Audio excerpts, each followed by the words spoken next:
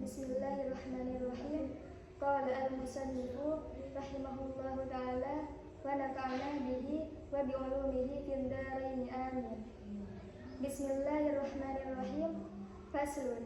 Wa yajuzu lil musafiri qasrus salati ar-rubaiyati bi khamsi syara'ita ayyakuna safaruhu fi ghairi ma'siyatin wa an takuna masafatuhu sittatu asyara farsakhan wa ayyakuna muaddiyan lis-salati ar-rubaiyati wa ayyanu yal-qasra ma'al ihrami wa an la ya'tamma bimuqinin wa yajuzu lil musafiri ay yajma'a baina adh-dhuhri wal asri fi waqti ayyihima sya'a wa baina al-maghribi wal isya'i fi waqti ayyihima sya'a wa yajuzu lil hadiri fil matari ay yajma'a bainahuma fi waqtil ula minhuma.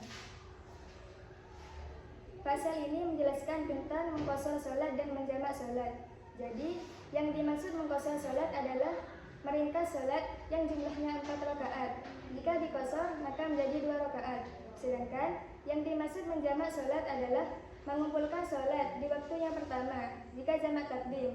Jika jamak takhir maka mengumpulkan salat di waktu yang kedua. Adanya qashar dan jamak ini termasuk rukhsah dari syariat sebagaimana dijelaskan di kitab Faraidul Badiyah. Wa sunnatun kal qasri tsummal fitri. Bahkan qashar itu merupakan qashar sunnah dari syariat.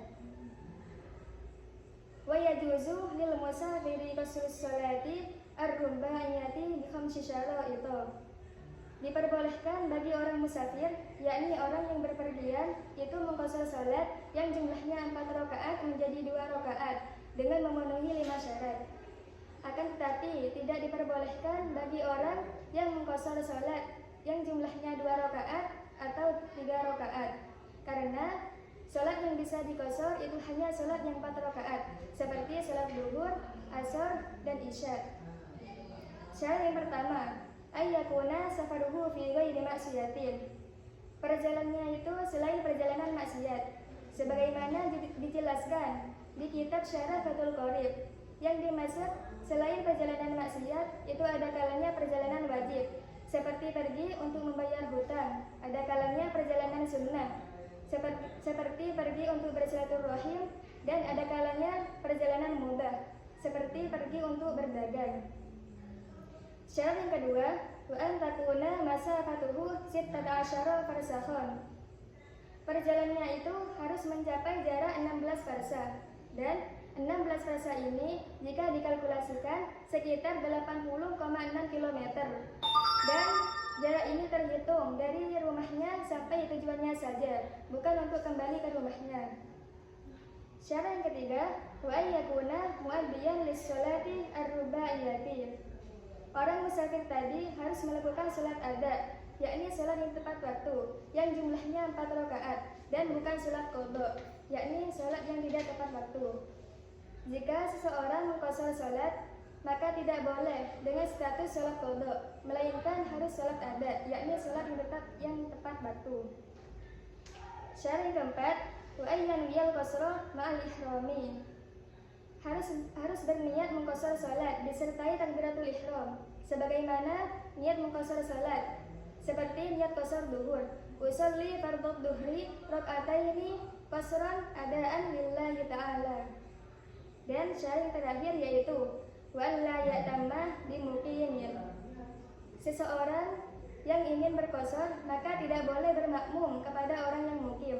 Hal ini karena orang yang mukim melakukan sholat sempurna 4 rakaat, sedangkan orang musafir tadi niat mengqashar sholat yang jumlahnya 4 rakaat menjadi 2 rakaat. Sehingga jika dia tetap bermakmum kepada orang yang mukim, maka dia harus mengikuti imam, tapi sholatnya tidak bisa diqashar. Wa yajuzu lil musafiri ay yajma'a baina adh-dhuhri wal asri fi waqti ayyihima sya'a wa bainal maghribi wal isya'i fi waqti ayyihima sya'a. Diperbolehkan bagi orang musafir menjamak salat antara salat zuhur, asar, dan maghrib isya di waktu kapanpun yang ingin dihendaki. Dalam hal ini maksudnya, jika orang musafir tadi menjamak sholat, maka itu hukumnya boleh. Sholat jamak dibagi menjadi dua. Yang pertama, jamak takdim, yakni mengumpulkan sholat di waktu yang pertama.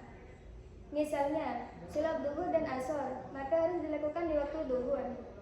Dan yang kedua ada jamak takhir, yakni mengumpulkan sholat di waktu yang kedua. Misalnya, sholat maghrib dan isya, maka harus dilakukan di waktu isya. Wa yajuzu lil hadiri fil matari ay yajma'a bainahuma fi waqtil ula minhuma. Jadi bagi orang yang bermukim atau orang yang sedang berada di rumahnya itu boleh menjamak takdim sholat jika dalam waktu hujan. Akan tetapi orang bermukim tadi tidak diperbolehkan untuk menjamak takhir sholat. Namun kebolehan menjamak takdim ini hanya berlaku bagi orang yang mukim dan melakukan sholat di dalam masjid yang dimana masjid tersebut jauh dari rumahnya. Seperti contoh, seseorang melakukan sholat duhur di masjid, kemudian terjadi hujan yang sangat lebat, sehingga jika dia pulang ke rumahnya dan kembali ke masjid di waktu asar, maka dikhawatirkan dia jatuh sakit sebab kehujanan. Maka dari itu diperbolehkan menjamak takdim sholat asar di waktu duhur agar mendapatkan fadilah dan bisa melakukan sholat di masjid.